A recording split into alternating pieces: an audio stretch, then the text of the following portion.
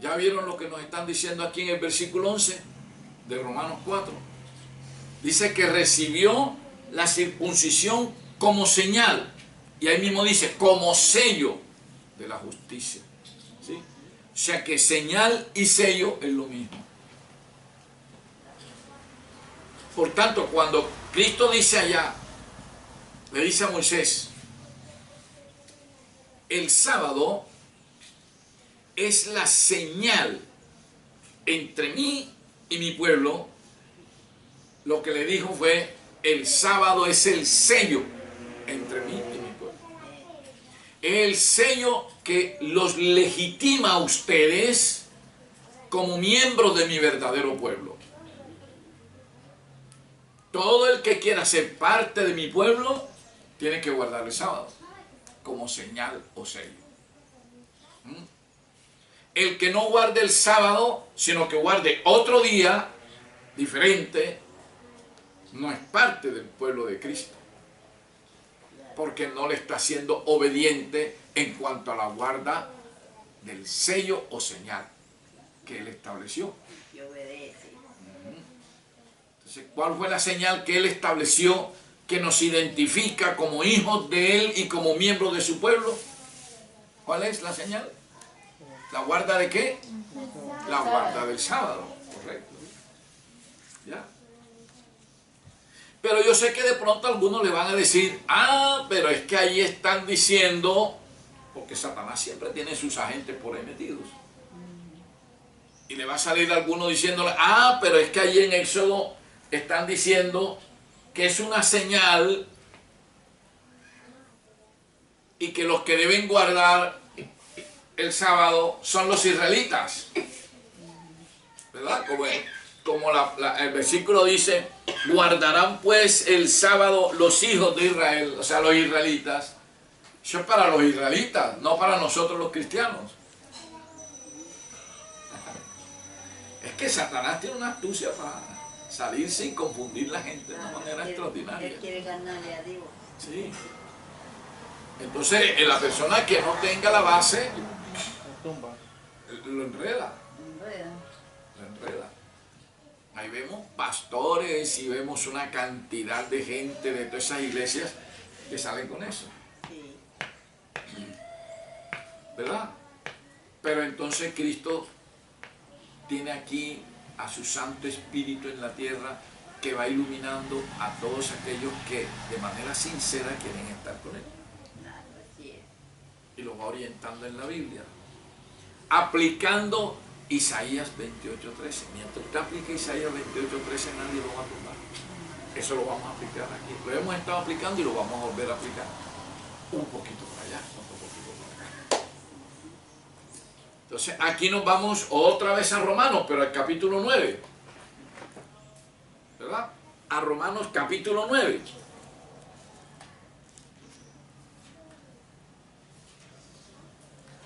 A Romanos capítulo 9. Pero en los versículos del 9 al... Vamos a buscar primero Romanos. Romanos capítulo 9, capítulos 6 a 8. Léalo allá por favor en voz alta. Romanos capítulo 9, versículos 6 a 8. No que la palabra de Dios haya fallado, porque no todos los que descienden de Israel son israelitas, ni por ser descendientes de Abraham son todos hijos, sino en Isaac te será llamada descendencia. Esto es, no los que son hijos según la carne son los hijos de Elohim, sino que los que son hijos según la promesa son contados como descendientes. Correcto. Ahí lo tiene, ¿no? Sí. Léalo, por favor. No podemos decir que la palabra de Elohim no se haya cumplido, porque no todos de la raza de Israel son Israel. Lo mismo no por ser la raza de Abraham son todos hijos suyos, pues él fue dicho, los hijos de Isaac serán considerados tus descendientes. O sea, que los hijos de Elohim no se identifican con raza de Abraham, son considerados descendientes de Abraham aquellos que le nacen con motivo de una promesa de Elohim.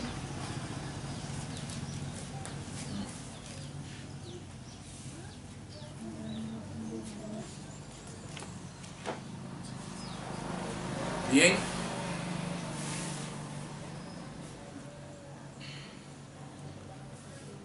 Vamos a leerlo detenidito. Dice, no que la palabra de Elohim haya fallado, porque no todos los descendientes de Israel son israelitas. Ojo, está lo que está diciendo el apóstol aquí. O sea, que no todos los que vienen por sangre de Israel son israelitas. ¿Ya? Un ejemplo. Con Abraham se formó el pueblo santo, el pueblo santo, ¿verdad? Pero Abraham tuvo dos hijos y uno de ellos, ¿cómo se llamó? Isaac. Porque el otro se llamó, ¿cómo fue? Que se me olvidó. ¿Cómo fue que se llamó? ¿Ah? Ismael. Ya me acordé.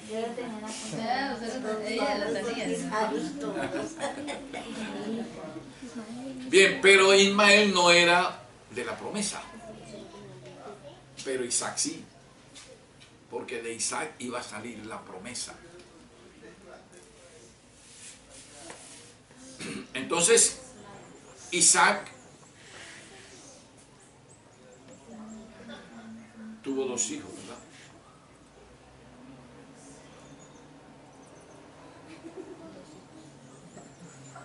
¿Cierto?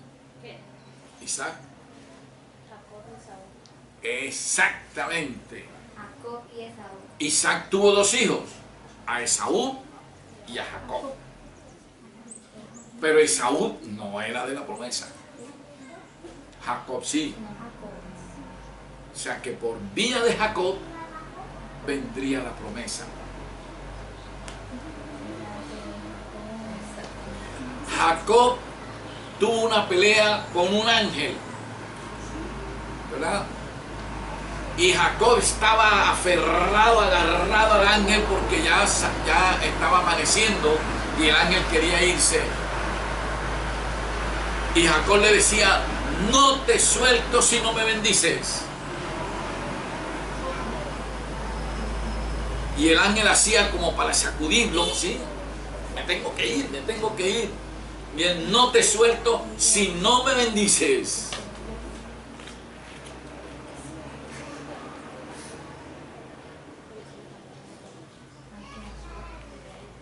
Y lo bendijo. Pero antes de irse dice que lo tocó por aquí. ¿Sí? Y quedó cojo. Y le dijo enseguida, ya no será más tu nombre Jacob, sino Israel.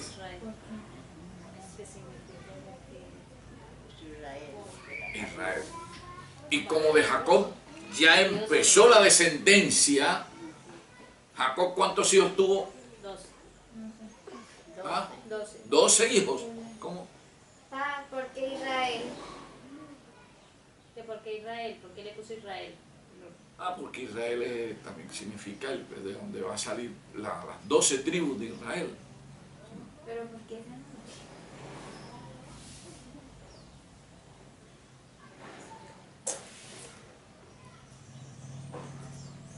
Era el nombre por la cual se iba a distinguir el pueblo santo. ¿Sí? Ya le dimos pregunta. Entonces, salen 12 hijos de Israel o de Jacob, que son las 12 tribus de Israel. ¿Ya?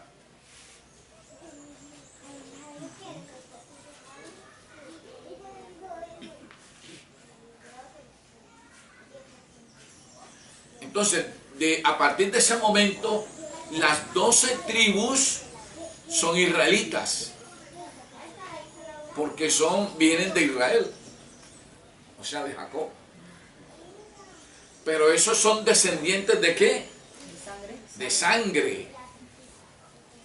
Son descendientes, el uno es hijo del otro, el otro es hijo del otro y el otro es hijo de sangre.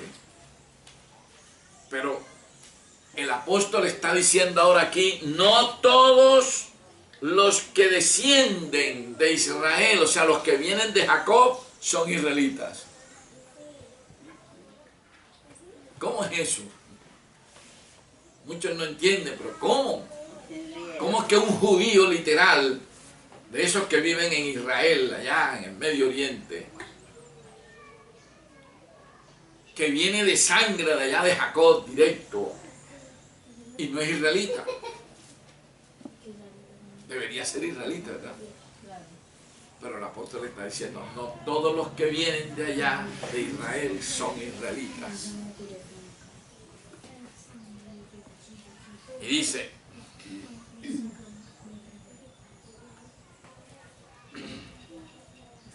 sino que los que son hijos según la promesa son los contados como descendientes, o sea, como israelitas. ¿Ah? ¿Ya lo vieron? Los que son de la promesa, ¿ya? Los que son hijos según la promesa. ¿Y quién es la promesa? Vamos a buscarlo.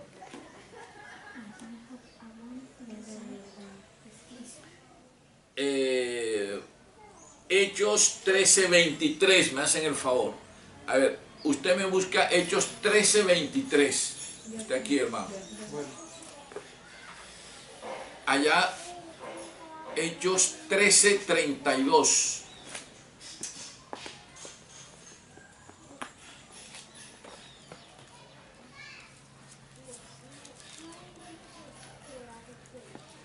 Usted allá,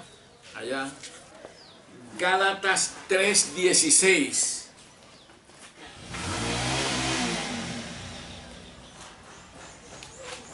Gálatas 3:22. Gálatas 3:29.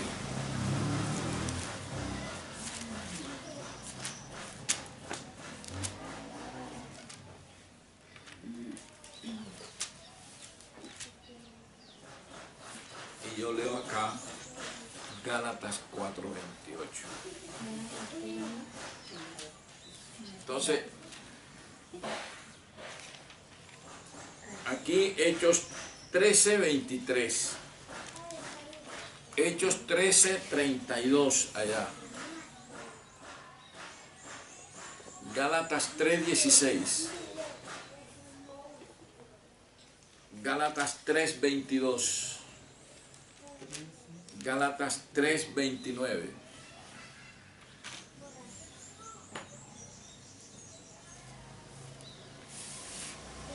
Hechos 13:23. Ahora, Hechos 13:23. Un momentito.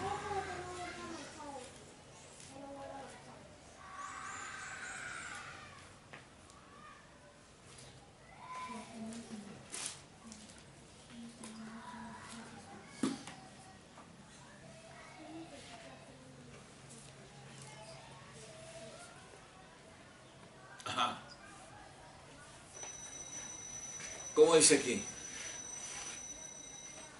ahora bien, de la familia de David, Elohim ha hecho salir un Salvador para Israel, como lo había prometido. Ese es Yeshua.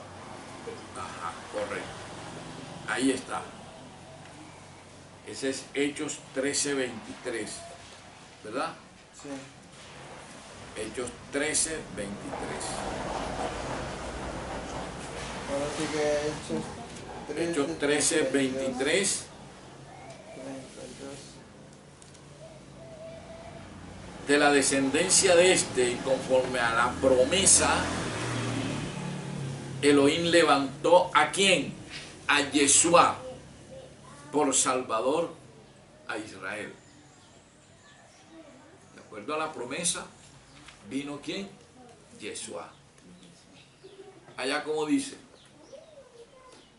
Ese es Y Hechos nosotros también os anunciamos el evangelio de aquella promesa Eso. hecha a nuestros padres. Correcto. Y nosotros también os anunciamos el evangelio de aquella promesa hecha a nuestros padres. 33 complementa y dice, la cual Elohim ha cumplido a los hijos de ellos, la promesa, le envió la promesa, a nosotros, resucitando a Yeshua, como está escrito también en el Salmo 2, mi hijo eres tú, yo te he engendrado hoy. Entonces, ¿la promesa quién es? ¿Ah? Cristo. Cristo. Ahora seguimos allá, Gálatas 3:16. Ahora bien, a Abraham fueron hechas las promesas y a su simiente. No dice, y a las simientes como si hablase de muchos, sino como de uno, y a tu simiente, la cual es Cristo. A Abraham le fueron hechas las promesas, ¿sí? O sea, hay una promesa a Abraham. Y le dijo, en tu simiente serán benditas todas las naciones de la tierra. Que no le habla de la simiente como si fuera de muchas, sino de una. A tu simiente, dice, la cual es Cristo. Esa es la promesa que le hicieron a Abraham, que vendría Cristo. La promesa entonces, ¿quién? Cristo. ¿Cómo dice ahora el pasaje acá? Pero la Escritura declara que todo el mundo es prisionero del pecado, para que mediante la fe en Cristo, lo prometido se les conceda a los que creen. Lo prometido, o sea, la promesa. Mediante la fe en quién? En Cristo. Sigue confirmando que la promesa es Cristo. Y son de Cristo, entonces son descendientes de Abraham. Y ¿Cómo? herederos. ¿Ese es Gálatas qué? 3:29. ¿3 qué? 29. 29. Gálatas 3:29. Dele porque ese es un pasaje interesante. Y son de Cristo, entonces son descendientes de Abraham y herederos de las promesas que Elohim. Correcto. Muy bien. Ese es, ya el pasaje, ya nos van concretando el mensaje. Dice, y si vosotros sois de Cristo, ciertamente linaje de Abraham sois y herederos según la promesa. ¿Ya vieron lo que dice el pasaje? Si somos de Cristo, somos hijos de la promesa. Porque dice, somos linaje de Abraham. ¿Ah? A nosotros nos consideran hijos de Abraham si aceptamos la promesa, si somos de la promesa. De cualquier nacionalidad que sea, mexicano, colombiano, ecuatoriano, venezolano, panameño, argentino, chileno, uruguayo, lo que sea, español, francés, alemán, chino, lo que sea, pero como crea, como acepte a Cristo, es hijo de Abraham y por lo tanto es israelita, porque aceptó a Cristo. ¿Ya? ¿Cuál era el otro pasaje? Gálatas 4:28, ¿no? Dice el 28. Así que, hermanos, nosotros como Isaac somos hijos de la promesa. ¿Sí lo vieron clarito ahí? Y el apóstol se está refiriendo a la iglesia cristiana. El apóstol Pablo aquí se dirige a la iglesia cristiana, que no eran judíos, eran gentiles. Y le dice, hermanos, lo está llamando hermanos, nosotros como Isaac, o sea, como el hijo de Abraham, somos hijos de la promesa. Entonces, cuando el apóstol aquí en Romanos 9 nos dice, no que la palabra de Elohim haya fallado, porque no todos los que descienden de Israel son israelitas. O sea, no se confundan, dice él. No todos de los que vienen de sangre de Abraham, de Isaac y de Israel son israelitas. Ni por ser descendientes de Abraham son todos hijos. O sea, no todos los que vienen directo de Abraham son hijos de Cristo, hijos del Eterno. ¿Ya? Sino en Isaac te será llamada descendencia. En Isaac. ¿Ya? En Isaac. Esto es, oiga bien esto, no los que son hijos según la carne son los hijos de Elohim, sino que los que son hijos según la promesa son contados como descendientes. No todos, óigase bien, los que son hijos de la carne, descendientes directos de Abraham, son considerados hijos de Cristo, sino los que son hijos según la promesa. O sea, los que acepten la promesa son llamados israelitas. Ahora le vamos a poner un ejemplo aquí, dicho por el mismo Cristo, para que se den cuenta ustedes que Él le hizo esa claridad a los mismos judíos, que son descendientes directos de Israel, de Abraham, de Isaac. ¿Ya? Vamos a buscarlo en Juan, el libro de Juan, en capítulo 1 de Juan. Capítulo 1 del 43 al 49. No, al 51 es la cosa. Del 43 al 51. Miren este detalle. Yo voy a ir leyendo y voy explicando y ustedes van siguiendo allá. Miren este detalle. Cristo viene caminando, ¿verdad? Apenas está escogiendo a los apóstoles. Y dice, el siguiente día quiso Yeshua ir a Galilea y halló a Felipe y le dijo, sígueme. Ya lo escogió como apóstol. Y Felipe era de Betsaida, la ciudad de Andrés y Pedro. Felipe halló a Natanael y le dijo, hemos hallado a aquel de quien escribió Moisés en la ley, así como los profetas, a Yeshua, el hijo de José de Nazaret. ¿Ya? Natanael le dijo, ¿de Nazaret puede salir algo de bueno? Le dijo Felipe, ven y ve. Cuando Yeshua vio a Natanael, ojo con estas palabras que vienen ahora de Cristo.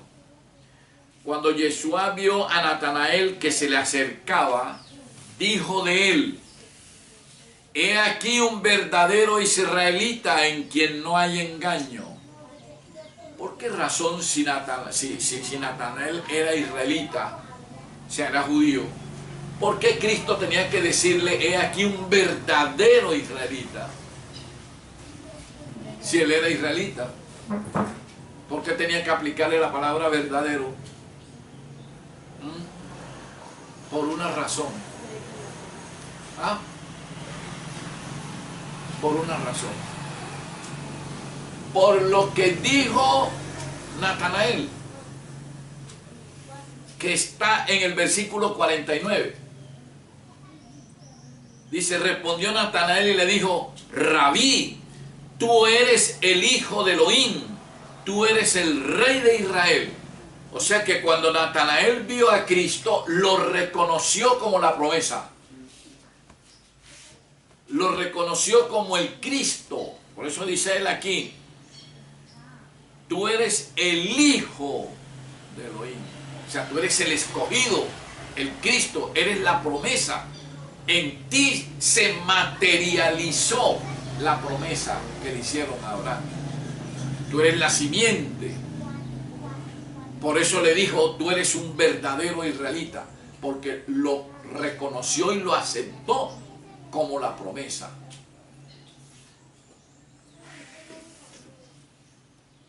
De tal manera que el judío de sangre que no haya aceptado a Cristo como el Redentor del mundo y su Salvador, no es hijo de Cristo, no es miembro del pueblo santo en la tierra. Para que sea pueblo santo en la tierra, para que sea miembro del pueblo de Cristo, tiene que haber aceptado a Cristo, ¿ya? Como el Redentor, como su Salvador. Por tanto, si usted aceptó a Cristo, usted es un israelita. Si usted aceptó a Cristo, usted es otro israelita. Los demás, si hemos aceptado a Cristo como nuestro Salvador, somos israelitas. No de sangre, sino según la promesa. Así sea usted colombiano, mexicano, ecuatoriano, chino, japonés, filipino, lo que sea, gringo, canadiense, lo que sea. Pero como usted haya aceptado a Cristo, lo convierte enseguida en un israelita, según la promesa. ¿Estamos de acuerdo? Entonces, si nos vamos ahora a Éxodo 31,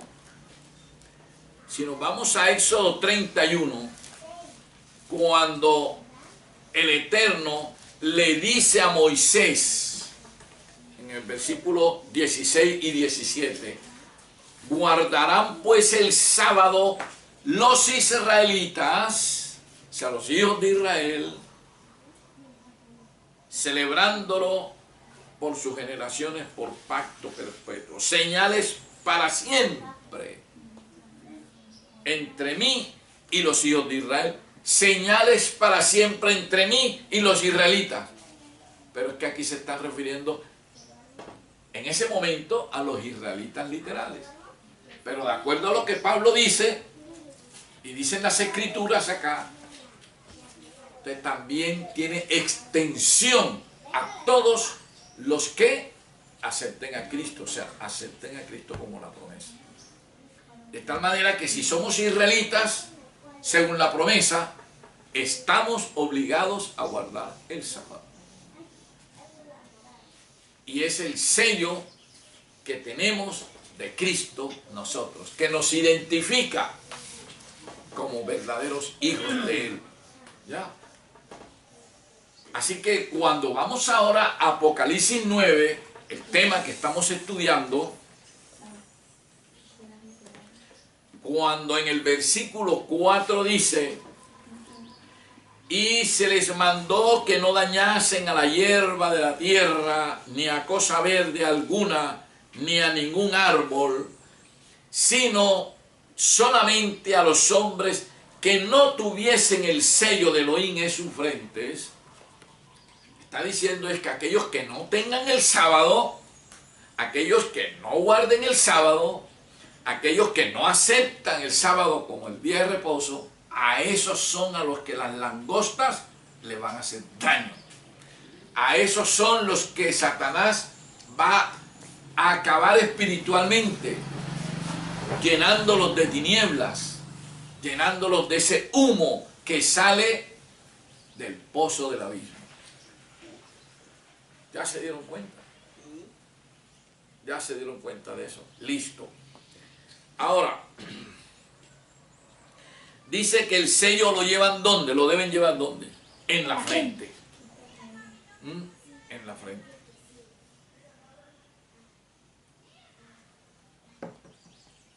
¿Por qué en la frente? Porque aquí es donde está el entendimiento. Aquí es donde está el carácter de la persona, la personalidad, todo se forma aquí. ¿Ya? De tal manera que tener ese sello en la frente indica que usted esté convencido que el verdadero día de reposo cristiano es el sábado.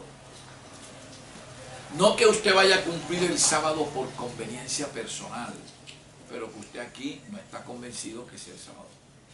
Pero lo voy a cumplir por conveniencia personal, porque me conviene. ¿Ya? No. Es por convicción.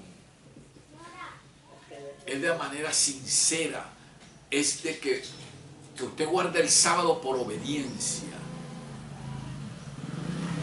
Porque usted es sincero con Cristo. Entonces, aquellos que no guarden el sábado no tienen ese sello en la frente. ¿Cierto que no? No lo tienen. Entonces, los que no tienen ese sello en la frente, o sea, los que no estén convencidos de ellos, sino que guardan otro día diferente, el domingo, entonces a esos son a los que le van a hacer daño las langostas.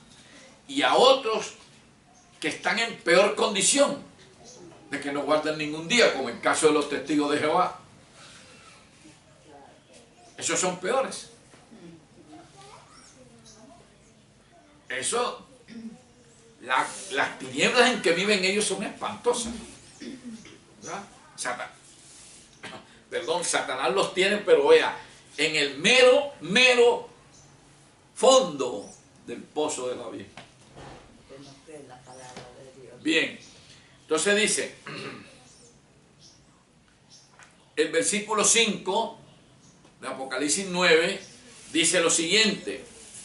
¿Y qué? A ver, ¿qué dice? Apocalipsis 9:5. ¿Y le fue dado qué? Y les fue dado no que los matasen, sino que los atormentasen 5 meses. Y su tormento era como tormento de escorpión cuando hiere al hombre. Correcto.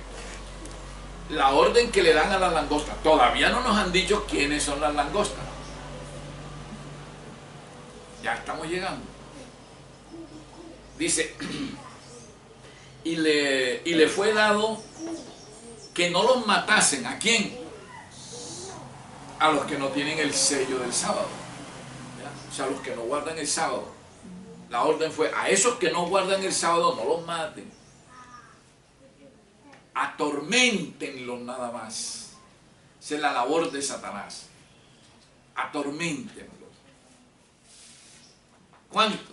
5 meses. Dice, y su tormento era como tormento de escorpión cuando hiere al hombre. No lo mata. Veneno del escorpión. No lo mata. Pero lo pone a derriar. Lo pone a sufrir. Asimismo, aquellos que tienen esa confusión espiritual están atormentados. ¿Cierto? No saben para dónde ir, no saben cuál es la verdad. El uno le dice una cosa, el otro otra, el otro una iglesia esto, otra iglesia esto, otra iglesia esto. El uno engaña, los confunde. Esa es la labor de Satanás. Pero dice que permanecerá esa confusión, esa labor de Satanás 5 meses. Todavía no nos metamos con ese tiempo. Ahorita lo decimos para que vean ustedes cómo es ese tiempo. Dice el versículo 6. ¿Cómo dice el versículo 6? Y en aquellos días los hombres buscarán la muerte, pero no la hallarán, y ansiarán morir, pero la muerte huirá de ellos. Eso quiere decir de que durante ese periodo, que ahora vamos a ver cuál es, tierra, la gente anda buscando la verdad, pero no la encuentra. por la acción que Satanás está llevando a cabo en la tierra. ¿Ya?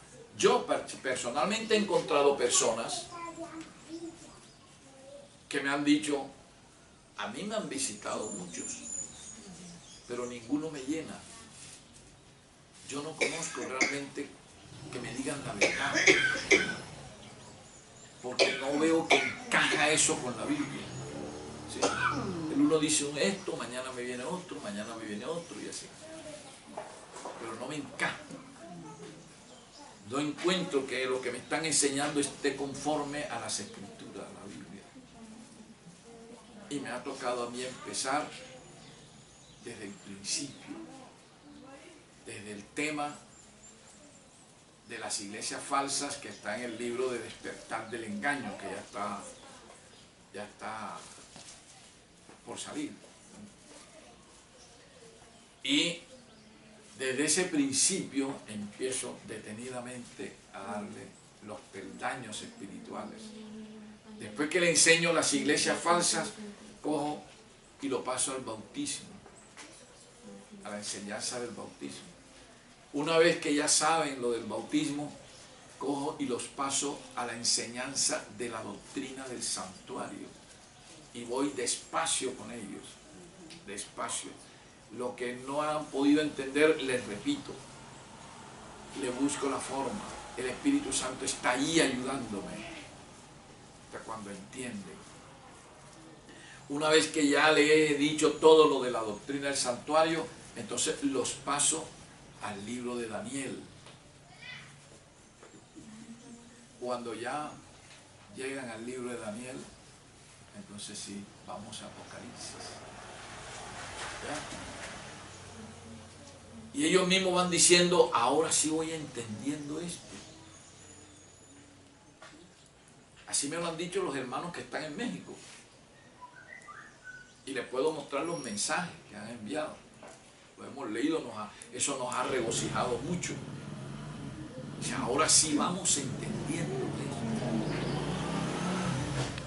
esto. Ya hay una parte de los hermanos de México que están en Apocalipsis. Ya pasaron todos esos peldaños espirituales. Todos esos estudios ya lo han hecho.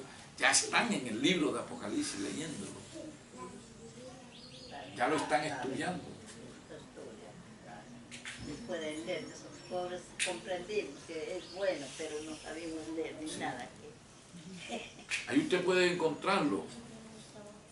Mi esposa es la que sube todo eso, porque yo no sé subir eso. Que no sabe lo que es bueno y lo que es En malo. YouTube encuentran los videos. En Facebook se van y ponen, bueno, en YouTube ponen el nombre de ella, ¿no? Ana María Sanabria Casas. En YouTube. En Facebook ponen ustedes Fundación Cristiana Apostólica. Ahí les salen enseguida los libros, salen algunos videos que también han subido allí, pero salen los libros. Ahí van a encontrar todos los libros que hemos dicho aquí, que estoy explicando, de las iglesias falsas, van a lo del bautismo, la doctrina del santuario, Daniel y el libro Apocalipsis también. Ahí van a estudiar, en ese orden. Entonces, dice que ahora hay mucha confusión y hay mucha gente que anda buscando la verdadera verdad del Evangelio de Cristo. Hay que detenerse con ellos enseguida para estarle enseñando eso. Ahora viene el versículo 7, que ya empiezan aquí en el versículo 7 empiezan a descifrarnos quiénes son las langostas. Ya empiezan. Ya empezamos a descubrir quiénes son las langostas. A ver, alguien que me haga el favor y me lea en voz alta el versículo 7. El aspecto de las langostas era semejante a caballos preparados para la guerra. En las cabezas tenían como coronas de oro. Sus caras eran como caras humanas. Vamos aquí a ir detallando en el tablero.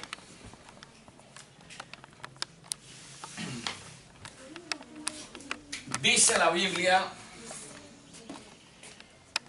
las langostas. Vamos a ver quiénes son las langostas.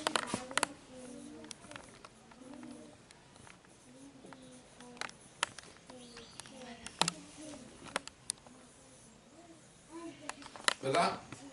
Las langostas. Dice el versículo 7. El aspecto de las langostas eran semejante a caballos preparados para la guerra. Caballos preparados para la guerra.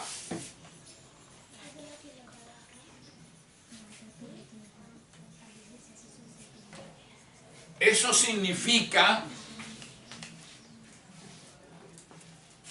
observen los detalles, caballos, rapidez y resistencia.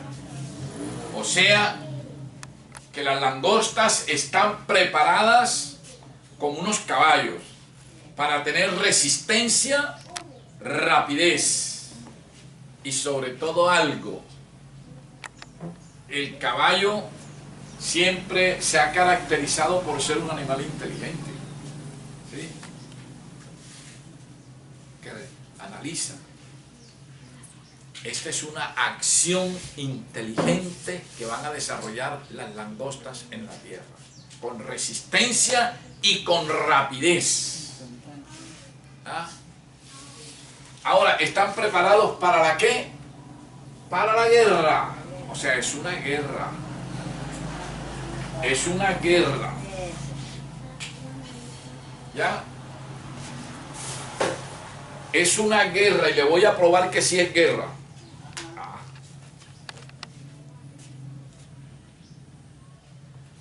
Miren, vámonos al libro de Efesios.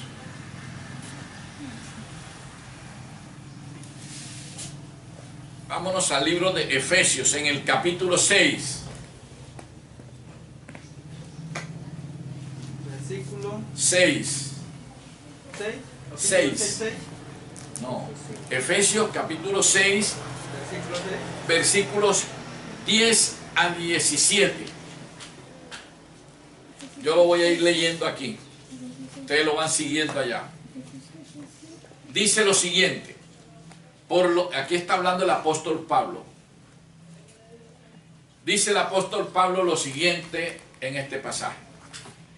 Por lo demás, hermanos míos, fortaleceos en el soberano y en el poder de su fuerza. Esta es una recomendación que le está haciendo el apóstol a los cristianos. Vestíos, oiga, o sea, vístanse, vestíos de toda la armadura de Elohim. Está hablando de armadura. No está hablando de vestiditos de estos, de tela o chaquetica, ¿sí? O como dicen nuestros hermanos mexicanos, de traje, De chamarra. ¿sí? Como decimos nosotros acá, de vestido entero con corbata. No. Estamos en una guerra, ¿sí? ¿Verdad? Entonces nos manda a que nos vistamos de una armadura, pero es una armadura del Eterno, es una armadura de Cristo. ¿Ah? Y dice, para que podáis estar firmes contra las acechanzas del diablo. Es una armadura de defensa. Como cuando usted va a la guerra, que lleva la armadura y el escudo y la espada. Porque no tenemos lucha contra sangre y carne. La lucha de nosotros no es contra seres humanos. Que los seres humanos, algunos sean los instrumentos de Satanás, es otra cosa. Pero la lucha la tenemos directamente con otra entidad. Dice, porque no tenemos lucha contra sangre y carne, sino contra principados, contra potestades, contra los gobernadores de las tinieblas. Acuérdense del pozo del abismo. Lo que sale del pozo del abismo, humo, tinieblas. Contra eso es que tenemos lucha nosotros. ¿Y quién está sacando esas tinieblas de allá abajo? A ver, ¿quién está sacando las tinieblas de allá abajo? Satanás. Satanás. Entonces la lucha la tenemos es contra Satanás. ¿Sí? Dice, contra los gobernadores de las tinieblas de este siglo, contra huestes espirituales de maldad en las regiones celestes. Esa es la lucha que tenemos nosotros, los cristianos. Entonces dice, por tanto, mire lo que nos recomienda ahora el apóstol a nosotros los cristianos apostólicos. Nos dice, tomad toda la armadura de Elohim para que podáis resistir en el día malo y habiendo acabado todo, estar firmes.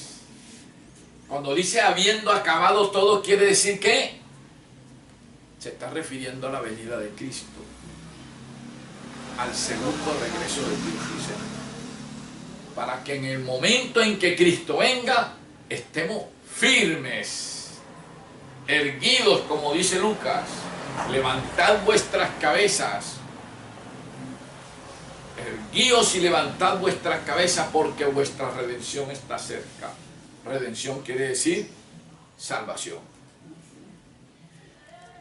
Estad pues firmes, ceñidos vuestros lomos con la verdad y vestidos con la coraza. Miren la palabra que utiliza el apóstol, coraza, o sea, la protección. Son cosas, son herramientas de guerra.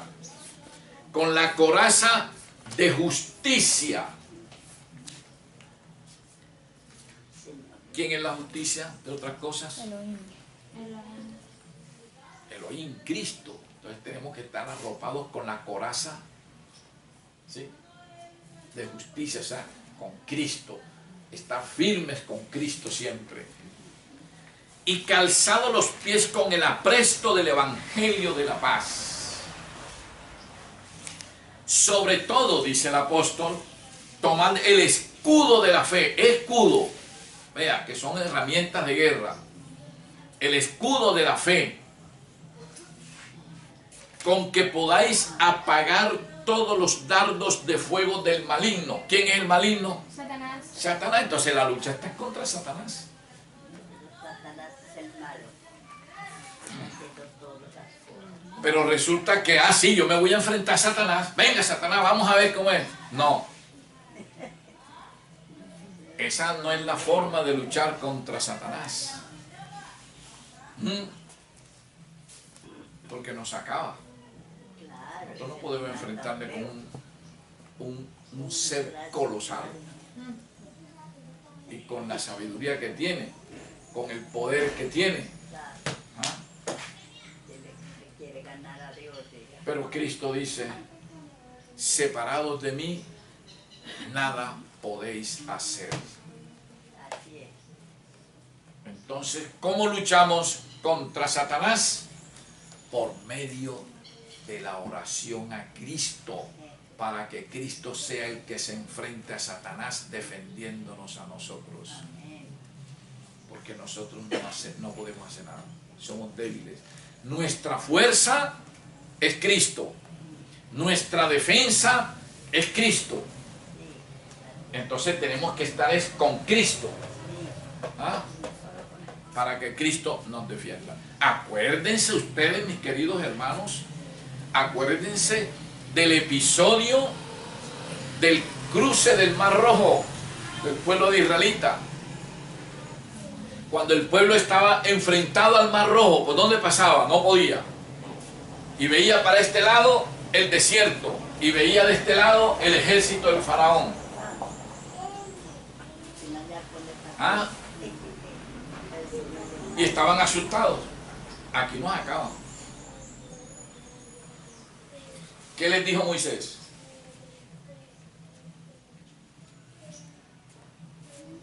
Les dijo, estad quietos, les dijo al pueblo, porque el Eterno pelea por vosotros. Qué bella frase, ¿no? Estad quietos, no hagan nada. Él lo hace todo para defendernos a nosotros. Porque nosotros somos los hijos de Él. ¿Ah? Tremendo, ¿no? Cuando uno esté asustado, cuando no tengamos, cuando tengamos los problemas normales de la vida,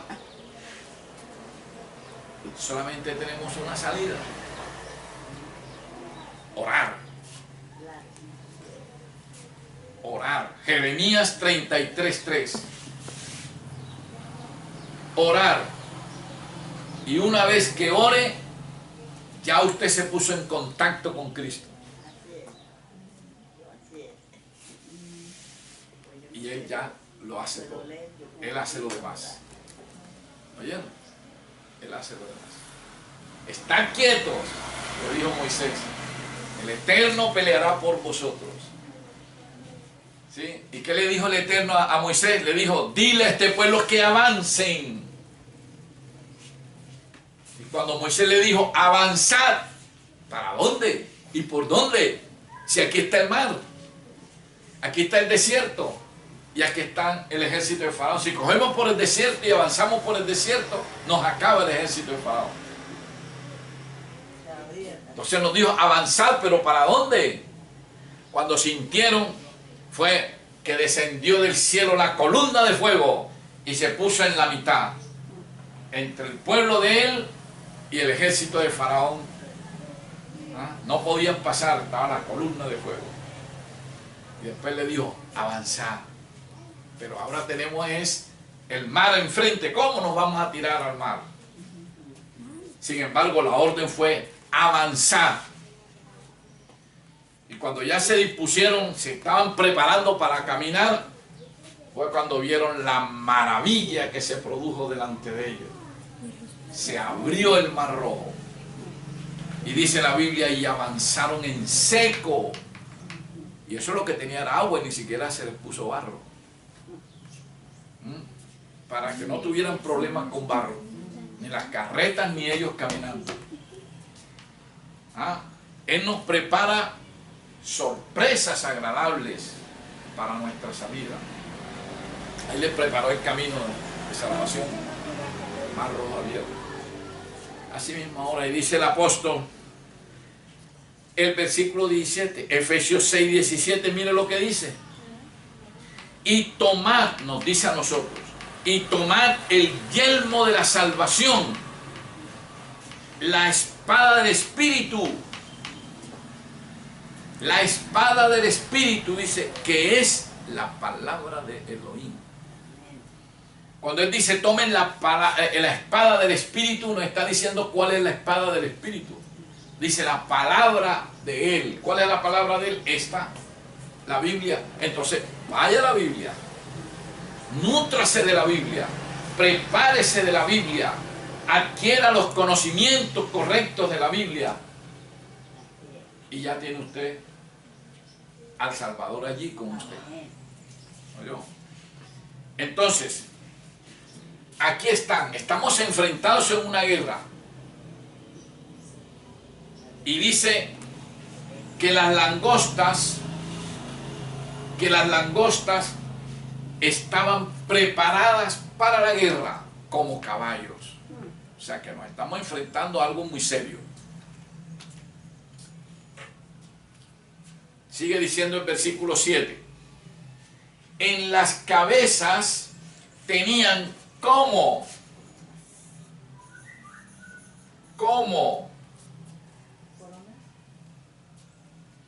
Coronas de oros.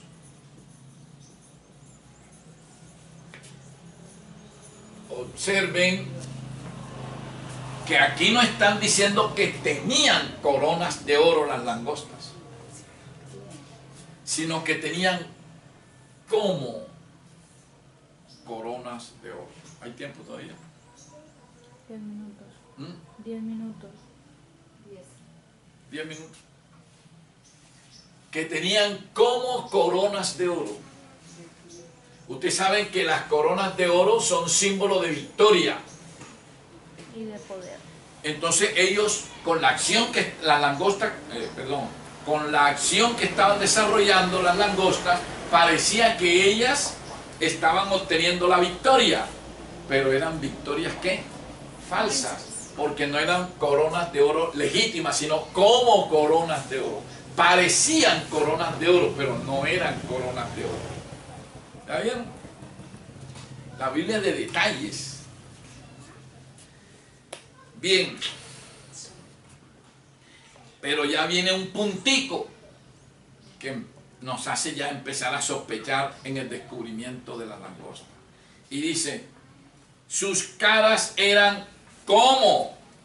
Aquí otra vez el como. Como caras humanas. Como caras humanas. ¿Ya?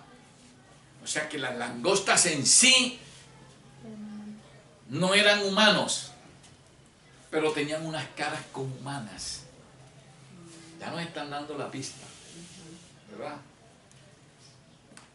Ahora viene otro detalle.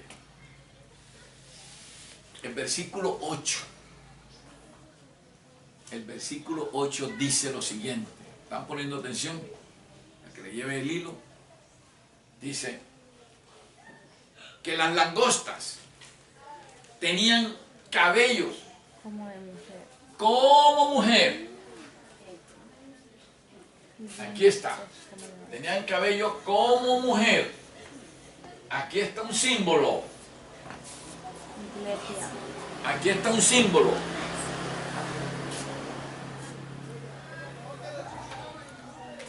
¿Qué aprendimos nosotros que significa la expresión mujer en la simbología profética de la Biblia? Iglesia. Iglesias. Iglesias. Entonces dice que las langostas eran como mujeres. Eran iglesias. Pero miren esta otra expresión que dice aquí. ¿Sí lo van entendiendo? Sus dientes eran Como leones. Como leones. sus dientes eran como de leones. O sea que no eran leones, eran como leones. Pero aquí le estamos poniendo atención a los símbolos. Como leones. Así hablan las mujeres, Como leones. las hembras. Bien, entonces, como leones, ¿verdad? Esto nos lleva enseguida a Daniel, por eso es que yo les digo a todos ustedes que antes de entrar a Apocalipsis estudien lo de atrás. Las iglesias falsas, que es en el libro Despertar del Engaño, en los videos dice, videos de las iglesias falsas. Y después el bautismo, después del bautismo viene el santuario, la doctrina del santuario, y después Daniel. Ya cuando usted ha leído todo eso, ya está en capacidad de entender el Apocalipsis. ¿Ya? Entonces aquí le hablan de leones. Daniel le dice qué es lo que es el león. En Daniel 7, Una vez. cuando le habla de la primera bestia que sale del mar, que dice que es como un león, ¿verdad? ¿Y a quién se estaba simbolizando el león ahí, Ana Milena? ¿A quién estaba simbolizando el león? ¿A qué bestia? ¿A qué imperio mundial? ¿Ah? ¿Era el romano? Sí, era el romano. ¿A quién el primer imperio mundial que hubo en la tierra? Babilónico. Ah, el babilónico, correcto, el imperio de Babilonia. Desde el rey Nabucodonosor. Luego, nada. El imperio de Babilonia. Entonces aquí dice que las langostas, dice aquí que sus dientes eran como de leones. O sea, sus dientes eran ¿de qué? De Babilonia. ¿Y qué quiere decir Babilonia? Confusión, tinieblas,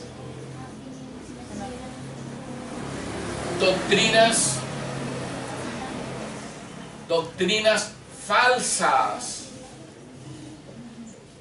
¿verdad? Entonces lo que traen las langostas son ¿qué? Doctrinas Confusión, falsas. tinieblas, doctrinas falsas. Traen iglesias. Estas son con iglesias que traen confusión, tinieblas, y doctrinas doctrinas falsas. falsas. ¿Ah? Y doctrinas falsas. Ya vamos aclarando. Sí. Sigue dándonos símbolos la Biblia. Y dice, tenían coraza. ¿Por qué? Porque estaban preparados para la guerra. Tenían coraza, como corazas de hierro. Ah. El hierro tiene un símbolo, ¿cierto? No sé qué es, pero tiene un símbolo. De hierro. Aquí le ponemos hierro. Vamos a ver qué hierro. En el sueño de Daniel. Daniel también en el capítulo 7 nos habla de una cuarta bestia que dice que tenía el metal del hierro. La cuarta bestia, vamos a ver el orden de los imperios mundiales. Primero es de Babilonia, con Nabucodonosor, que era el león. El segundo, el oso, que caminaba de un costado más que del otro, que era el imperio ¿qué? Medo-Persa. El imperio medo-persa. Después un tercer imperio que era el leopardo, que tenía 2 alas. Alejandro Magno. El imperio de Alejandro Magno, el cuarto. El papado. El tercero, romano. ¿no? Y después viene y dice una cuarta bestia. El romano. Que era ¿qué? El imperio romano. Ah. Pero dice que del imperio romano salió un cuernito pequeño. ¿Qué era el papado? El papado. Pero ambos tenían la característica de ¿qué? Del hierro. Entonces el hierro simboliza Roma. La Iglesia Católica. No puede estar simbolizando ahora a la Roma imperial de los Césares porque ya no existe. Entonces está simbolizando a la Roma ¿qué? Papal. A la Iglesia Católica. O sea, a la Iglesia Católica Romana. Ajá. ¿Ya? Entonces las langostas están teniendo esas características también. ¿Verdad? ¿Sí la van viendo? Bueno, ahora dice, el ruido de sus alas era como el estruendo de muchos carros de caballos corriendo para la batalla. Para la guerra. Tenían colas como de escorpiones y también aguijones. O sea, son peligrosas, como el escorpión, son peligrosas. ¿Qué son peligrosas? ¿Estas qué? Iglesia. Estas iglesias. Pero hay un detalle que no podemos pasar por alto. Y los bomberos. El detalle que nos dice el versículo 8.